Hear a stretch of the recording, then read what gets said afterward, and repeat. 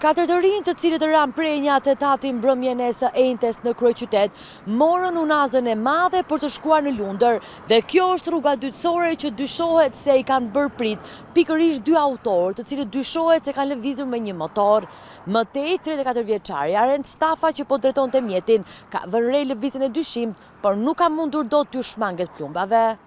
Dy atentate të një pas njëshme troditën vendin më 17 prill, ngjarje të cilat lanë pas një viktim dhe 4 të plagosur, mes tyre 2 të mitur.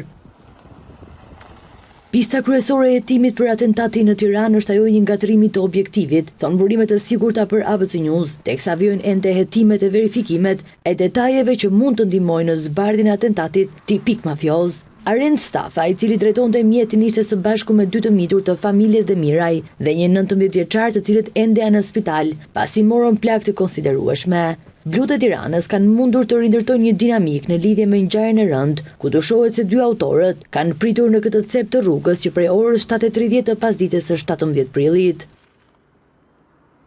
Vetëm pak minuta para ngjarjes, në rrugën dytësore janë futur 2 mjetet të tipit G-klas, njëri prej tyre në ngjyrë të zezë, tjetri gri e errët. Autorët menjëherë kanë nxjerrë motorin dhe janë vënë në ndjekje automjetit tip G-klas në ngjyrë të zezë dhe pak metra më tutje kanë qelluar me breshëri, duke plagosur të 4 persona që ndodheshin në mjet. 34 vjeçari Arend Stafa kanë tentuar t'u shmanget plumbave, ku dëshmitar kanë qenë edhe të mitur, por pasi u plagos, humbi ndjenjat dhe mjeti u përplas në Lundër, në afërsi të banesës. Kanë qenë banor të zonës e familjarë që u erdhën në ndihmë të plagosurve dhe i dërguan në spital, teksa paralelisht policia rrethoi zonën dhe ngriti postbllogje në të gjithë Tiranën. Përpara oficerëve të policisë gjyqësore, familjarët e të plagosurve janë shprehur se nuk kanë pasur asnjë konflikt që mund të çonte në këtë ngjarje, teksa policia ka dyshime të forta se shënjestër e atentatit ka qenë bashkëshortja e Rohan Brahimit, babait të cilit u ekzekutua në Plan të Lezhës vetëm para pak atentatit në Tiranë. Grupi i hetimit i ka këto dyshime pasi targa dhe mjeti të plagosurve është i ngjashëm me atë të bashkëshortes së Rohanit, madje dhe banesat në zonën e Lundrës i kanë afër me atë të familjes Demiraj.